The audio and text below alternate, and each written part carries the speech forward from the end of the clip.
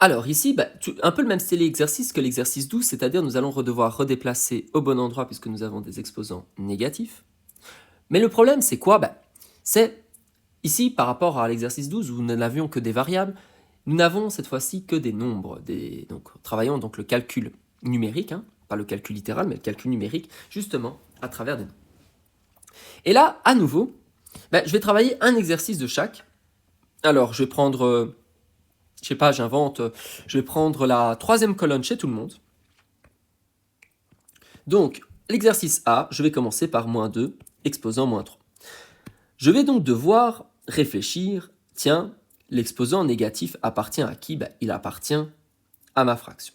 Donc, qu'est-ce que je vais devoir faire? Rendre tout ceci positif. Ou alors, on peut peut-être distribuer. Tiens, distribuons. Donc, attention que moins 3 est bien impair, sans aucun problème, ce n'est pas parce qu'il est négatif qu'il n'est pas impair. Donc, négatif exposant impair, ça restera négatif. Et puis donc 2 exposant moins 3. Et puis je me rends compte que 2 exposant moins 3 est un exposant négatif. Et n'oubliez pas de d'abord rendre votre exposant positif avant de calculer quoi que ce soit avec des nombres. Pourquoi? Parce que ça évite de se tromper. Et donc prenez l'habitude, évidemment, de les rendre d'abord ces exposants positifs. Donc je recopie le moins. Le 2 exposant moins 3 va devenir du coup 2 exposant 3 au dénominateur. Qu'est-ce qu'il me reste au numérateur? Le 1, qui est bien le neutre de la multiplication. Et comme réponse finale, nous avons bien donc moins 1/8. Voilà. Donc essayez de travailler toujours de manière méthodique, distribuer votre exposant à l'intérieur d'une parenthèse quand vous l'avez. Si vous avez un signe moins, réfléchissez, tiens, est-ce que mon exposant est pair? Impair. Avec les nombres, rendre d'abord les exposants positifs avant de les calculer. Très très très important. Ensuite, nous avons la série B, où donc je me retrouve avec 4 exposants moins 3. Donc à nouveau, nous n'allons pas calculer 4 exposants moins 3 tant que mon exposant n'est pas positif. On va d'abord le rendre positif. Donc, à qui appartient mon exposant moins 3? À la base 4. Donc, je vais d'abord rendre mon exposant positif en le mettant au dénominateur. Donc, en le mettant au dénominateur, mon 4 exposant moins 3 deviendra donc 4 exposant 3, ou 4 au cube, bien sûr. Qu'est-ce qu'il me reste au numérateur? Toujours, il est là, ce fameux fois 1 qu'on doit réapparaître. Quand je n'ai rien sur le numérateur, c'est bien un 1 qu'il me reste. Et maintenant que j'ai rendu mon exposant positif, là maintenant nous allons calculer, puisque j'ai 4 au cube, 4 fois 4, 16, fois 4, 64. Donc réponse 1 64e. Pour la série C, donc du coup nous avons moins 10, exposant moins 4. Parenthèse, nous allons donc distribuer mon exposant, puisqu'il s'agit toujours de la propriété numéro 3 ici présente. Nous allons donc distribuer mon exposant, moins exposant pair, réponse positive. Donc, hop, il me reste plus qu'un 10 exposant moins 4. Donc, le moins n'a pas disparu. J'ai juste dit, ok, mon exposant est pair, donc j'ai une réponse positive, mais le premier plus, je ne le mets jamais.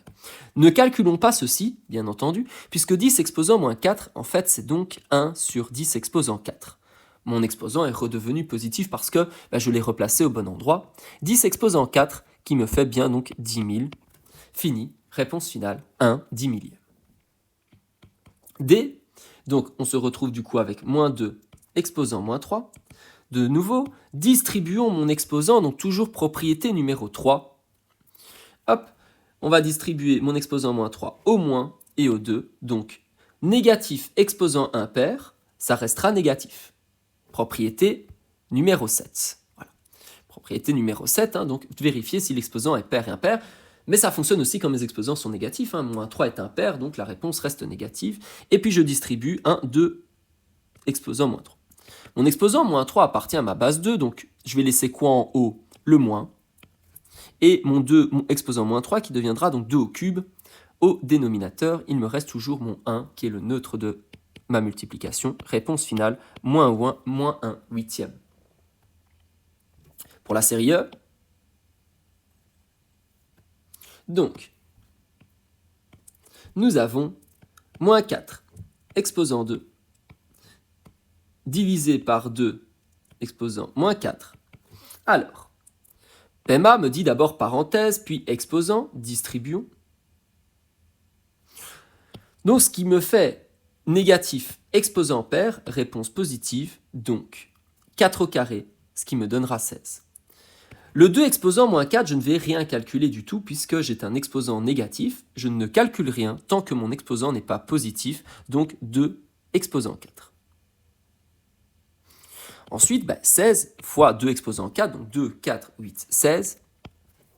16 fois 16, alors, qui me donne ici, on peut calculer, hein, donc 16 fois 16, petit calcul écrit assez rapide. Hop, 6 fois 6, 36. 6 fois 10, 60.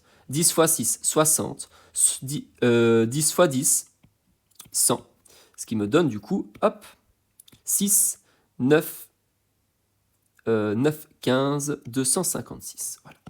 Donc assez rapide, calcul mental, on peut toujours passer assez rapidement par du calcul écrit. Vous allez voir que dans le chapitre prochain des racines carrées, c'est quelque chose que je vais vous demander de connaître par cœur. Mais voilà, n'hésitez pas à faire beaucoup d'exercices pour ceci.